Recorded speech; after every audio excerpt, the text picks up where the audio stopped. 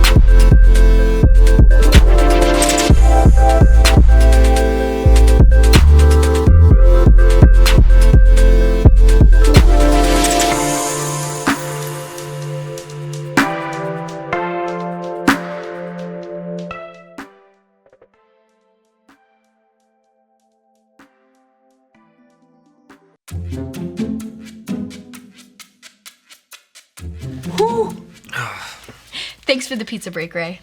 You know, I don't even mind working late when there's pizza involved. Yeah, I am so stuffed. Me too. I couldn't eat another slice. Me neither. Good thing, because there's only one slice left. One slice?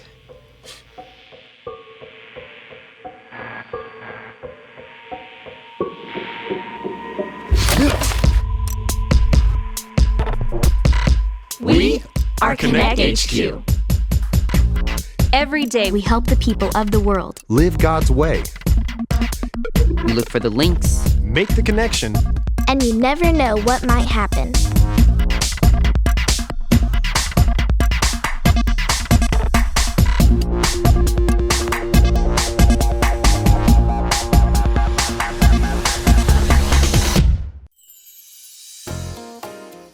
My name is Edison, and this is the time we learn that sometimes it takes courage to do what's right.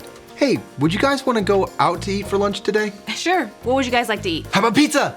Sounds good. Pizza again? We just had it 2 nights ago. So? It's a scientific fact that you can never have too much pizza. Would you guys like to go to the same place that we went last time? Little Pizza My Heart? How about we go someplace new this time? But why? Little Pizza My Heart is amazing, and they're just right around the corner. Looks like our pizza discussion is gonna have to go on hold. We got a transmission from one of the field offices. Let's see what they need.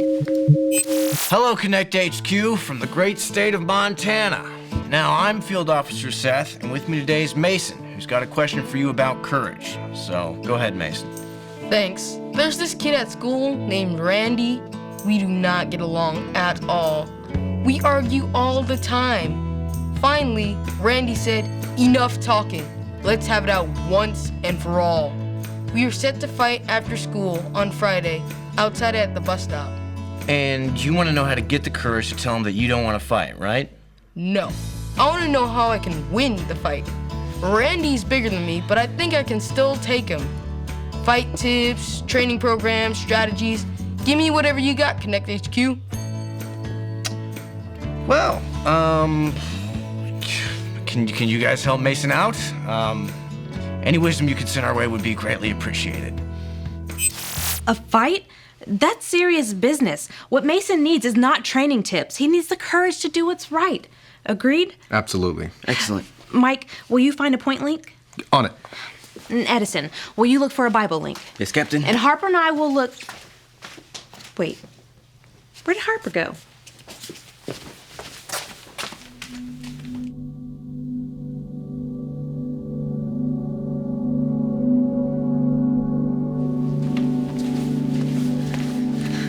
What's up, Harper? Just thinking Thinking about what? about how much I'm dreading going home because I might run into my new neighbor. What's the matter? You don't like your new neighbor? No, she's great. My age, really nice. Every time I see her, she waves and says, "Hi, Harper." Well, she sounds great. Why are you avoiding her? Because I forgot her name. She knows my name, but I don't know hers. Why don't you just ask her again? I can't just ask her name. Sure you can. It just takes a little courage. Why don't you go home now and try again? No. I'm not going home until I remember her name. Why does every fight have such a strict schedule? You always hear, you, me, bus stop, 3 o'clock. You never hear, you, me, bus stop, 3-ish, if the weather's nice. That's a good point. And I know we want to teach this Mason kid about courage, but it sounds like he already has the courage to fight. He just wants tips on how to win. But is fighting the right thing to do? I don't know. But God does. That's the point. God gives me courage to do what's right. That's great. If I ask God, he shows me the right thing to do, and God gives me courage to do what's right. But you know, if fighting were the right thing to do, I could give Mason the tips he needs. Oh, really? Yeah, I've seen like every kung fu movie ever, and those guys are tough. All he needs is a little brawn. Brawn? Yeah, muscle, strength. 20 push-ups in the morning, 10 pull-ups at night, high-protein diet to build muscle fast. I'll have him fighting ready in a week. That's not what Mason needs, Mike. All he needs is brains. What? All it takes is a basic understanding of physics and geometry, leverage, force, and angular momentum. Those are the tools Mason needs. Brains never beats brawn. I can draw up some pretty compelling diagrams to prove otherwise. Oh yeah? Well, I can draw up my own propelling diagrams that prove otherwise. Let's see whose method is best. You, me, observatory, 1 o'clock. Actually, can we do like a little earlier? I'm always a little sluggish after pizza. 11:30? Perfect. I'll see you then. You're going down. After you. Thank you. You're welcome.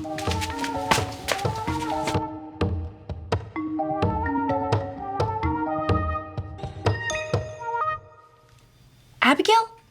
Abigail? It was like Abigail, but it wasn't Abigail. Hey, Harper, I was hoping... What is this? It's my wall of names.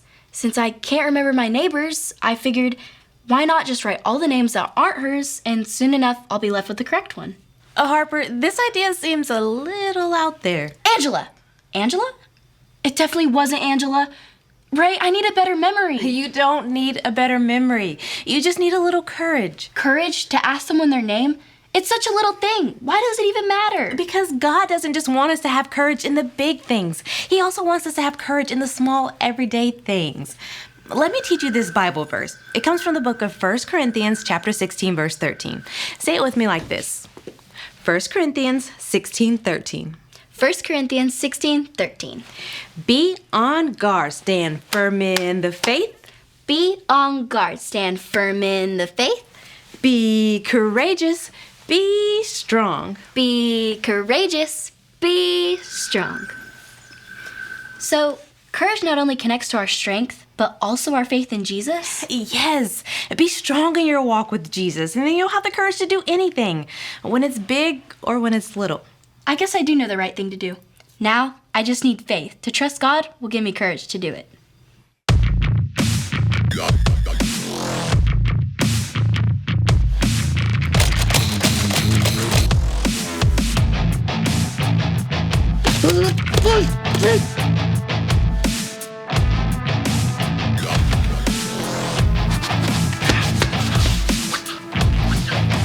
Okay. Factoring the drag coefficient, kinetic energy, and friction.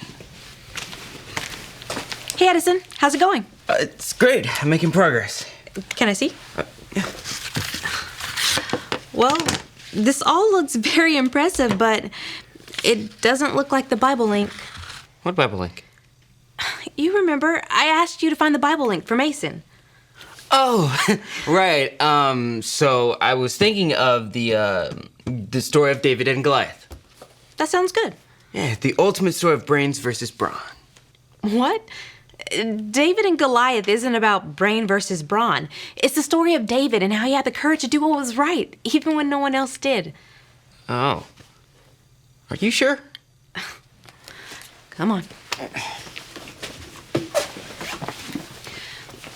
Watch this. This is the story about the God who loves us in the Bible. We found truth and purpose to love God and love others. We're searching God's word for things to discover. This book is alive, full of answers and godly advice. This book is alive. See the wonderful stories inside. Every day I'm searching, read through history and poetry. How much Jesus loves me. God's great story lives. There's no other book like this. This book is alive. King Saul and the army of Israel were at war with their old enemies, the Philistines, again. But instead of a battle, the Philistines sent out their champion to taunt King Saul's army, the giant Goliath, who was 9 feet tall. Choose one man to come over here and fight me. If he kills me, we'll be your slaves. But if I kill him, you'll be our slaves. I defy the armies of Israel. Who has the courage to fight me?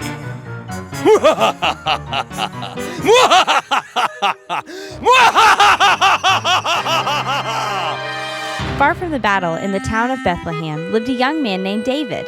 His father had sent his oldest 3 brothers to join King Saul's army, but David stayed home to care for the family's sheep.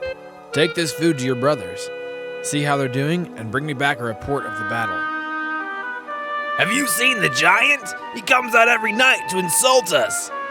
What would somebody get for killing this Philistine to stop that laughing? King Saul said he'll get a princess for his wife, and his family will never pay taxes again. Who does this sweaty Philistine think he is? No one's allowed to insult the armies of the living God. What are you doing here? Aren't you supposed to be babysitting the sheep? You're just trying to watch the real men fight. Now, go on home. What have I done now? I was only asking a question. King Saul wants to see you. Don't you worry about this Philistine. I'll go fight him. Don't be ridiculous. You can't beat him. You're just a boy, and he's spent his whole life training to be a soldier. I've spent my whole life training too. When wild animals came and attacked my father's sheep, I take my club and rescue the lamb from its mouth. I've killed a lion and a bear, and I'll kill this ugly Philistine who dares to insult our God. The Lord who rescued me from the lion and the bear will rescue me today too. All right, go ahead. May the Lord be with you, but wear my armor. I can't wear these. I'm not used to them. God will protect me. David walked to the creek and picked up 5 smooth stones. Armed with only his staff and sling, he went to face Goliath. You come at me with a stick? You come at me with a sword and spear? I come at you in the name of the Lord of the heavens' armies, who you have insulted. I'm going to kill you and cut off your head. Everyone gathered here will know that the Lord rescues his people.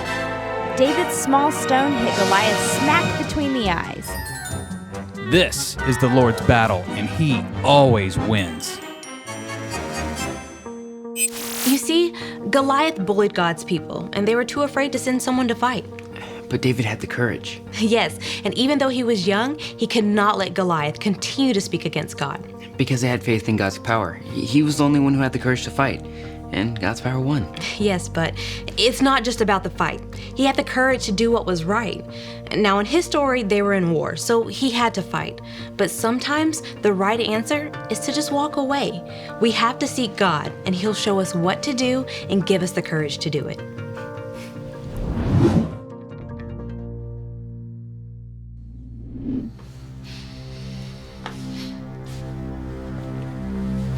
We're here. And you're here. I have something to say to you, Mike. Oh, yeah? Say it. I didn't bring my diagrams. Thank goodness, neither did I. I realized that we were too focused on the brains versus brawn stuff when we were supposed to be helping Mason. You realize that too? Nope, I forgot where my diagrams are. Mike. But you're right. And I'm glad you had the courage to speak up and do what was right. Thanks, Mike.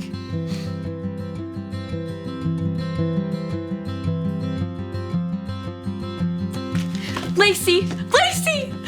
Hi, Harper. Lacey! Uh-oh. So first you forget your neighbor's name, and now you've forgotten my name? Ray, her name is Lacey. Oh, okay. You remembered it. No, God gave me the courage to go to her and ask her name. Harper, I am so proud of you. Thanks, Ray. I'm proud of me too. I put aside my embarrassment and stubbornness, and I asked God for the courage to do the right thing, and He gave it to me.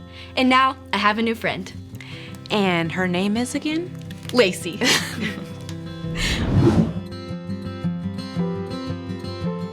I thought I might do a jab, jab, uppercut. Well, maybe not.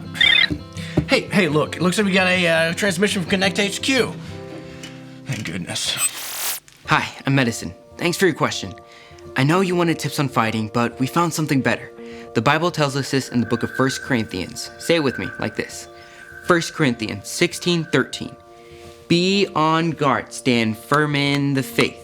Be courageous, be strong. Even when we're afraid, even when people disagree with us or make fun of us. Courage is about doing what's right even though everyone else is doing what's wrong. When Goliath was bullying them, God's people were too afraid to fight. David was the only one who saw what was going on and had the courage to stand up to Goliath. Even when others tried to talk David out of doing what was right, he had faith in God's power. David had the courage to fight for God. Sometimes being courageous means not fighting. Today, Mike and I almost fought each other, on paper at least, to prove who had the better fighting method. It took courage to set aside our disagreement and move forward. And Harper showed courage when she set aside her embarrassment and went and asked her neighbor's name. Real courage isn't about physical strength or being super smart. It's about trusting God. Trust that God is bigger than any challenge. Remember, God gives me courage to do what's right. We just have to ask Him. So I don't have any fighting tips other than to seek God. Ask Him to give you the courage to see what's right and to give you the courage to do it. And remember, Connect HQ is here to help you. Wow. You've given me a lot to think about, Connect HQ. I need to ask God to show me what to do and to give me the courage how to do it. Thanks.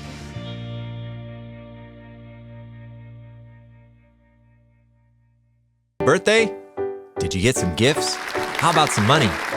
About $100? Oh, please don't. I guess we're writing on the screen there.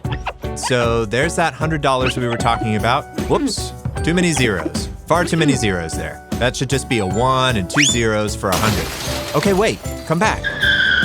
I'm sorry. Do you still have that marker?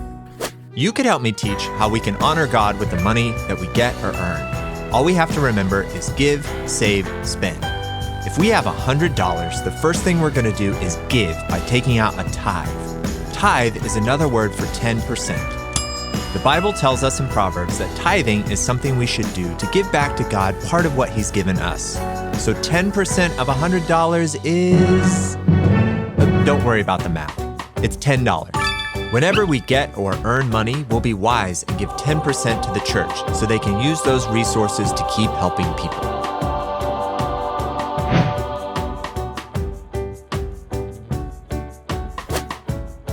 Exactly. I like your draw. Well, hold on. We're not finished. Welcome back. We can't forget about save. Next, we'll take some money and we'll save it. The Bible tells us to be wise with the money God gives us. Saving some of our money for the future is smart. We'll put some of our money aside for a rainy day. That's just another way of saying putting money aside for emergencies. It doesn't necessarily mean you have to spend it on a rainy day. What are you, oh, I see. Is that a cloud and rain? Yeah. A lightning bolt, 2 lightning bolts, 3 bolts. That's too much lightning. You're losing control here. Okay, are you all right?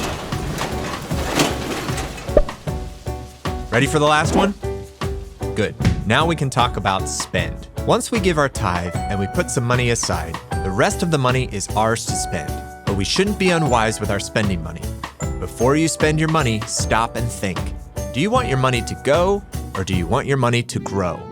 So you could buy a bunch of candy. Does that seem wise? You could spend some of it on candy and maybe your brother's birthday present and maybe save the rest for later. Being wise with the money that we have is a great way to honor God. Thanks for helping me out. And don't forget to give, save, spend.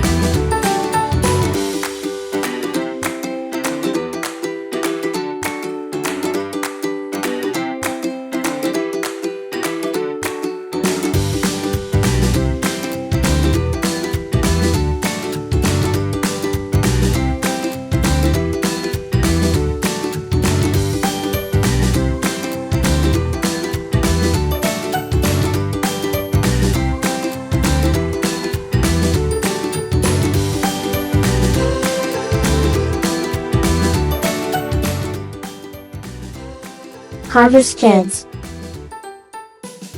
Love God. Love people. And love life.